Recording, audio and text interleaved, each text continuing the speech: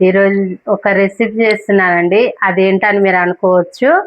Mutton curry with మెంతుకూర అండి. చాలా మంది అనుకోవచ్చు మటన్ కర్రీ మెంతుకూర ఏంటని.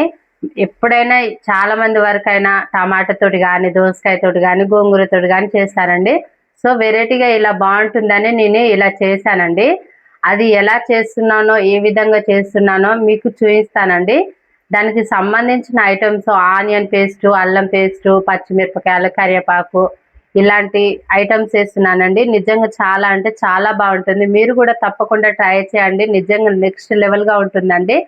ఎప్పుడు చేసుకున్నట్టు కాకుండా ఇది వెరైటీ వంటకం అండి. నిజంగా స్మెల్ మాత్రం అదిరిపోతుందండి. అసలు ఎంత బాగుంటుందనంటే ఈ వీడియో మొత్తం చూడాలి అనుకుంటే మన యూట్యూబ్ ఛానల్లో పెడుతున్నానండి. తప్పకుండా చూడండి ప్లీజ్ అండి. దయచేసి సబ్స్క్రైబ్ కూడా చేసుకోండి, లైక్ కూడా చేసుకోండి, షేర్ కూడా చేసుకోండి, కామెంట్ కూడా చేయండి. నిజంగా చాలా అంటే చాలా బాగుంటుందండి. థ్యాంక్ యూ అండి. Thank you for watching.